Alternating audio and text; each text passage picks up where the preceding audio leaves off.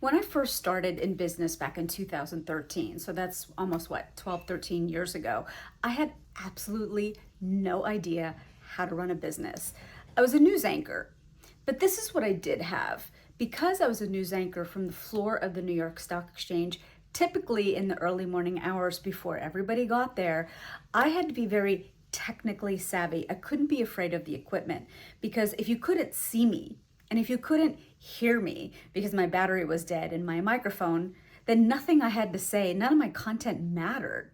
But let's go back to 2013. And if I had to start all over again, these are the 6 tools that I would recommend. Number 1, my first hire before I hired anybody else was my bookkeeper. And in order for my bookkeeper to be efficient at doing her job, I needed to get onto QuickBooks. QuickBooks reconciles all of my bank accounts, all of my incoming recurring subscriptions, all of my credit cards and business expenses. And come tax time, I am absolutely 100% so happy that I have this subscription. The second platform that I love is Eventbrite. Now, I started my business by hosting monthly events, and the ticketing platform by which I processed all of my attendees was Eventbrite. Today, I have largely a subscription model where I'm running long-term contracts with recurring monthly drafts. In order for me to do that, Stripe has now become the backbone of my business operations and how I process all of my payments. What's great about Stripe is that it also works internationally. It just generates a URL that somebody can pay online, no matter if they're using a credit card or they're using a bank account. Number 3, I learned this the hard way. My biggest commodity as an entrepreneur is my time.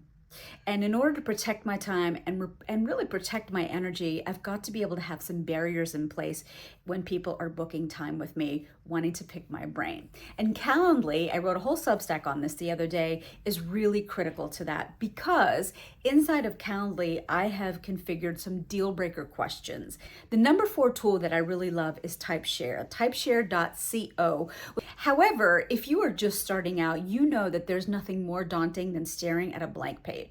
When you start to create content and you need systems to be able to do it consistently, Typeshare becomes essentially the training wheels that you can use until you get your rhythm. What it is essentially is an entire library of templates where all you've got to do is go in and fill out the templates. Think of this as color by numbers when you were a kid. You had 64 crayons, you had a book sitting in front of you that asked you to color in different parts, and there were numbers there that corresponded with the colors in your Crayola crayon box. It gave you bumper guards. It gave you some barriers within which to function until you got the hang of coloring. I think of Typeshare being those same kinds of training wheels. Number 5, I swear by this one, it is magic, but Opus.pro. I have reams and reams of video files that run for an hour tops on average.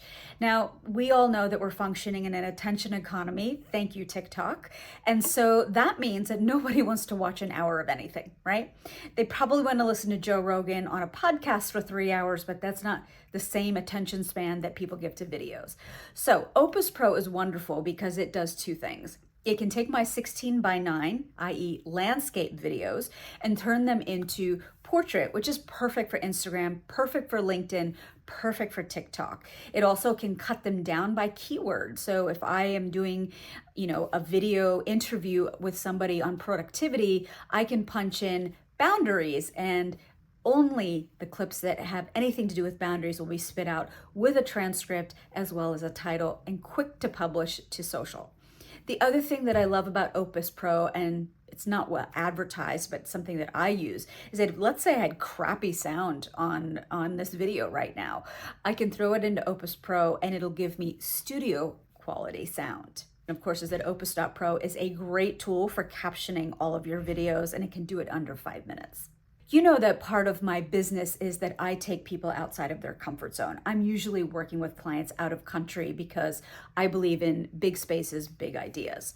So if I'm planning this year alone, Lisbon, Corfu, Paris, and Vienna, I probably need some kind of an assistant to source spas, restaurants, workshop spaces as well as tour guides. So my secret weapon that I use for generating an itinerary inside of seconds for any of these locations is something called Cove.ai. And Cove.ai is something that I can go in and say, here's the aesthetic of my retreat that I did in Paris. Now find me 5 places that offer similar cozy workshop spaces that I could use and leverage in Vienna. It'll not only spit out the names of the spaces where I could work, but it also gives me photos, which are really important because that's going to be my first litmus test that I'm going to check to see whether or not that is a space that I want my ladies to be occupying. All right, so if I was starting a business again, these would be the 6 tools that I would use to start my business and get it going. I hope this helps.